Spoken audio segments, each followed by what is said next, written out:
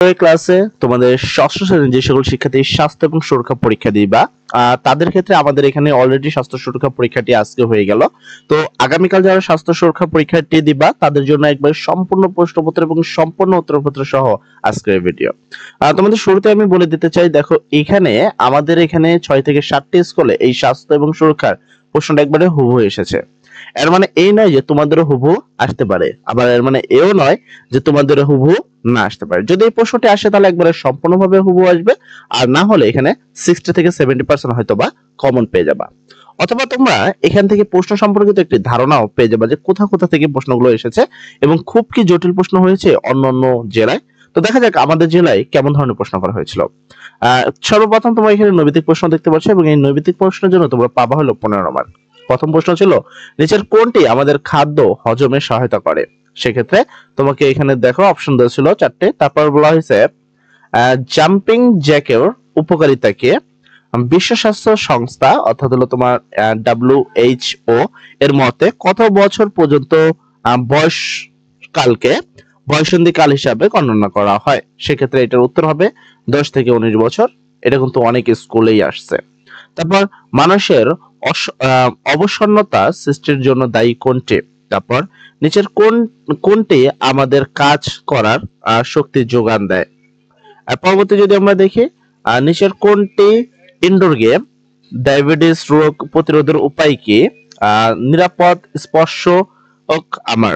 এখানে বেশ কিছু দেখো, এখানে যে প্রশ্নগুলো রয়েছে এই প্রশ্নগুলো আমরা সম্পূর্ণ আগে দেখিয়ে নিব, তারপর আমরা সম্পূর্ণ উত্তরগুলো একবারে দেখে দিব। তোমরা চাইলে সেখান থেকে স্ক্রিনশট দিয়ে নিতে পারো। নিচের কোন ব্যায়ামটি হিপের শক্তি বৃদ্ধি করে। নিচের কোন বাহ্যিক বা শারীরিক বৈশিষ্ট্য রয়েছে।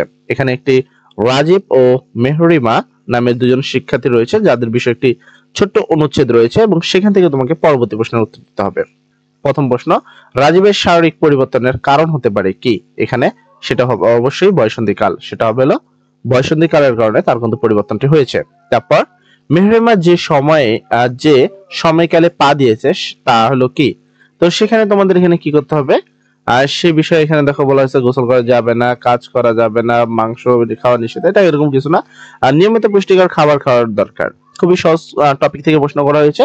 আর যারা একটু কম তোমরা পড়তে পেরেছো বা অল্প সময়ের মধ্যে পড়তে পেরেছো তারা যতটুকু পড়েছে হয়তো বা সেখান থেকে কিন্তু প্রশ্নগুলো করা হয়েছে, বাইরে কিন্তু মনে তো হচ্ছে না। নিচের কোনটি আমাদের মূল অনুভূতি। সেটা অবশ্যই দেখো আত্মবিশ্বাস, এটা হলো আমাদের মূল অনুভূতি। আর নিচের কোনটি শরীরের অক্সিজেন পরিবহনে সহায়তা করে। সেক্ষেত্রে অক্সিজেন পরিবহনে সহায়তা করে হলো শ্রেয় পদার্থ। তারপরে এখানে রয়েছে তোমার কাবাডি খেলার দলে কতজন খেলোয়াড় থাকে। এক কথায় উত্তর দিতে হবে। তোমাকে 10টি প্রশ্নের উত্তর দিতে হবে এবং 10টি প্রশ্ন তোমরা পাবা 10 মার্ক। এখানে 10টি প্রশ্ন যদি দেখো বলা হয়েছে বয়সন্ধিকালে অপুষ্টিতে ভুগলে বিশেষ করে কোন ধরনের খাবার খাওয়া হতে পারে। একটি পতঙ্গবাহিত সংক্রমণ রোগের নাম লিখো। ক্রিকেট খেলার প্রতি দলে খেলোয়াড়ের সংখ্যা কত। পশু পাখির সাথে আমাদের আচরণের কেমন মিল রয়েছে। প্যারালাইসিস কোন ধরনের রোগ। আমলক্ষীতে কোন ধরনের ভিটামিন থাকে। অধিক গতিতে অল্প দূরত্বের দূরকে কি বলে। সাহায্যের জন্য শিশুর সুরক্ষা বিষয়ক নম্বরটি কত। লম্বা দম নিয়ে মনকে কি রাখা যায়। কোনটার অভাবে আমরা অন্যদের অনুভূতি ও প্রয়োজন বুঝতে পারি না। তো এই হলো তোমাদের এক কথায় প্রশ্ন যেগুলো ছিল সেই প্রশ্নগুলো। এরপরে একবার আমরা তোমাদের সংক্ষিপ্ত প্রশ্ন থাকবে হলো 10টি প্রশ্ন থাকবে এবং এই 10টি প্রশ্নতে তোমাদের ছিল 2 মার্ক করে।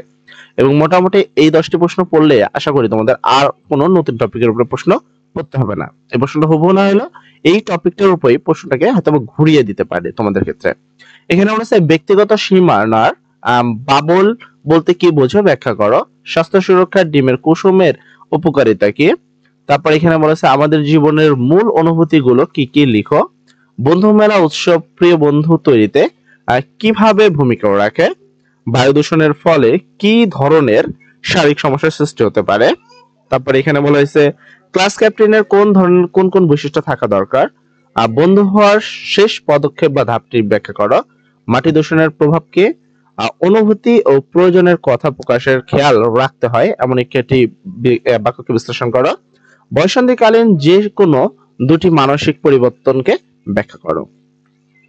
আর পরবর্তী তোমরা এখানে দেখতে পাচ্ছ, এখানে রচনামূলক প্রশ্ন, তোমাদের দৃশ্যপটবিহীন প্রশ্ন থাকবে 5টি, আমাদের 3টি প্রশ্ন উত্তর দিতে হবে এবং 3টি প্রশ্ন দিয়ে পাবা 15 মার্ক। এখানে প্রথম ছিল ওয়াল আপ বলতে কি বোঝো, এখানে তোমার শারীরিক বিষয় পাবা, ডেঙ্গু রোগ কিভাবে ছড়ায়, তারপর হলো ব্যক্তিগত স্বাস্থ্য এবং পরিচ্ছন্নতা সম্পর্কিত একটি ভূমিকা পালন করো, তারপর তোমাদের স্বাস্থ্য এবং সুরক্ষা সম্পর্কিত একটি গুরুত্বপূর্ণ ভূমিকা পালন করো, বয়ঃসন্ধিকাল সম্পর্কিত একটি ভূমিকা পালন করো। অর্থাৎ বয়ঃসন্ধিকাল সম্পর্কিত কিন্তু প্রশ্ন থাকবে। তারপর হলো তোমাদের রচনামূলক প্রশ্ন, যেখানে 8টি প্রশ্ন, প্রত্যেকটা প্রশ্ন 8 মার্ক করে এবং 5টি প্রশ্ন উত্তর দিতে হবে। টোটাল 8টি প্রশ্ন এখানে রয়েছে। তুমি যদি ভালো করে খেয়াল করো, এখানে বলা হয়েছে এখানে বয়ঃসন্ধিকাল সম্পর্কিত আর বিষয়ে কিন্তু একটা প্রশ্ন এসেছে। তোমরা অবশ্যই প্রশ্নটা ভালো করে দেখবা। তো বয়ঃসন্ধিকাল সম্পর্কিত অনেক ভালোভাবে তোমরা কিন্তু পড়ে নিবা। এরপরে বলা হয়েছে প্রতি তোমাদের কি ধরনের আচরণ রয়েছে এবং প্রকৃতি কিভাবে প্রভাব ফেলে। সেক্ষেত্রে আসলে প্রকৃতি অর্থাৎ আমাদের যে গাছ রোপণ করি সেই গাছ রোপণের বিষয় এখানে কিন্তু রয়েছে, যে গাছ আর আমাদের মধ্যে কি ধরনের সম্পর্ক রয়েছে এবং যদি গাছ কেটে ফেলে সেক্ষেত্রে কি ধরনের সম্পর্ক হতে পারে। তারপর এখানে তোমরা কিছু চিত্র দেখতে পাচ্ছ, এই চিত্রের মাধ্যমে কিন্তু বাকি প্রশ্নের উত্তরগুলো দিতে হবে। পুষ্টিকর খাবার, যেমন পুষ্টিকর খাবারের চাহিদা পূরণ করা, খাদ্য পিরামিড উপস্থিত করা। এই খাদ্য পিরামিডের জায়গা থেকে কিন্তু প্রশ্ন আসছে, অবশ্যই এই টপিকগুলো ভালো করে পড়বা। প্রশ্নের পাশাপাশি উত্তর পড়াও কিন্তু ইম্পর্টেন্ট। এবার আসি বহু নির্বাচনী প্রশ্নের উত্তর। এখানে তুমি 1 থেকে 15টি প্রশ্ন উত্তর দেখতে পাচ্ছ, যা তোমাদের সম্পূর্ণ নৈবেদিক প্রশ্নের উত্তর রয়েছে। এরপর আসি আমি তোমাদের এক কথায় প্রশ্নের উত্তর দেখো। এখানে 1 থেকে 10টি রয়েছে, যেটা তোমাদের এক কথায় প্রশ্নের উত্তর। এবার আমি তোমাদের বেশ কিছু কথা জানিয়ে দিই। এটা তোমরা যেটা দেখলা এটা সম্পূর্ণভাবে একটি নমুনা প্রশ্নপত্র ছিল এবং এই প্রশ্নপত্রটি আমাদের এখানে হুবহু এসেছে নমুনায়, তবে তোমাদের ক্ষেত্রে যে হুবহু আসবে এমনটি কিন্তু নয়। তো সেক্ষেত্রে তোমাদের অবশ্যই লেকচার গাইড ফলো করতে হবে এবং লেকচার গাইডের যে স্পেশাল মডেলগুলো রয়েছে, তোমরা যদি সেই মডেলগুলোর সেই টপিকগুলো একটু ভালো করে পড়ো, সেক্ষেত্রে তোমরা কিন্তু অবশ্যই 100% ভালো একটি মার্ক অর্জন করবা। আর বিশেষ করে তোমাদের আমি বলবো যে প্রত্যেকটা লেকচার গাইডের শেষে দেখবা, প্রত্যেকটা অধ্যায়ের শেষে দেখবা লেখা আছে সুপার সাজেশন, সেখান থেকে পড়ার চেষ্টা করবা। বিশেষ করে তোমরা এই স্বাস্থ্য সুরক্ষার জন্য যেটা বলবা সেটা হলো বয়ঃসন্ধিকাল সম্পর্কিত অবশ্যই প্রশ্ন আসবে। তারপর সুষম খাদ্য সম্পর্কিত অবশ্যই প্রশ্ন এসেছে। তো এই টপিকগুলোকে তোমরা কিন্তু সবার আগে পড়বা, মানে বয়ঃসন্ধিকাল, তারপর তোমার শারীরিক মানসিক যে পরিবর্তন রয়েছে সেই বিষয়টা, এবং কি সুষম খাদ্য, এই বিষয়গুলো যদি ভালোভাবে পড়তে পারো তাহলে দেখবা অবশ্যই 100% কমন পাবা, কোনো মিস হবে না। বিশেষ করে আজ যারা এখন পর্যন্ত ভিডিওটা দেখছো তাদেরকে আমি সর্বপ্রথম বলবো তোমরা এখনই খোলো তোমাদের বয়ঃসন্ধিকাল সম্পর্কিত যে প্রশ্নটা আছে তোমাদের লেকচার গাইডে, সেই অধ্যায়ে চলে যাও।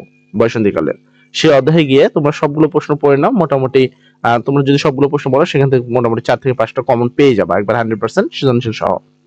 তারপরে যদি তোমার বয়ঃসন্ধিকাল মোটামুটি পড়া হয়ে যায়, তারপর তুমি খাদ্য পিরামিড যে অধ্যায়টি রয়েছে সেই খাদ্য পিরামিডের অধ্যায়টি পড়ে নিও। যাই হোক, সর্বোপরি কথা, সবাই ভালো থাকো, সবার জন্য দোয়া করি। আসসালামু আলাইকুম।